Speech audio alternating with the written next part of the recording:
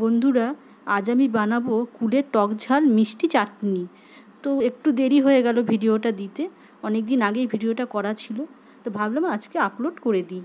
তো দেখো এখানে নিয়ে নিচ্ছি মৌরি আর 4খানা শুকনো লঙ্কা। তো ভালো করে আমি লাল করে ভেজে নিচ্ছি। আর এখানে দেখো কুলগুলো নিয়েছি, তো কুলগুলো দেখো লাল লাল পাকা পাকা।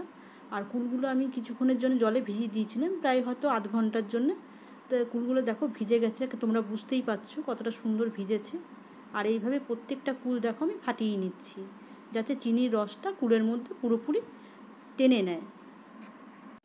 আর মৌরি আর শুকনো লঙ্কাটা ভাজা হয়ে গেছে বন্ধুরা, ওটা আমি তুলে রেখেছি, সেটা আর দেখানো হয়নি। আর এখানে দেখো নিয়ে নিচ্ছি 200 গ্রাম চিনি। তো চিনিটা আমি ভালো করে গলিয়ে নিচ্ছি, যেন জলের সাথে ভালো মতো গলে যায়। আর হাফ চামচ দিয়ে দিচ্ছি লবণ।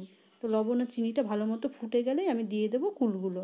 তো এখানে দেখো কুলগুলো দিয়ে দিলাম। কুলগুলো দিয়ে আমি একদম কম আছে, একদম লো ফ্লেমে আমি রান্নাটা করে নিয়েছি। প্রায় 15 মিনিট মতো রান্নাটা করে নিলাম। তো দেখো কুলগুলো কিরকম বড় বড় হয়ে ফুলে গেছে, সেদ্ধ হয়ে। আর মৌরি আর শুকনো লঙ্কাটা দেখো আমি ধামুল দিশটায় ভালো করে কুটে নিয়েছিলাম, মানে থেতো করে নিয়েছি 8 টুকরো করে। তো 8 টুকরো করে আমি দেখো দিয়ে ভালো মতো মিশিয়ে নিচ্ছি। এরপর আমি দেখো একটা প্লেটের মধ্যে কুলের চাটনিটা ঢেলে নিয়ে একটু ঠান্ডা করে নিচ্ছি।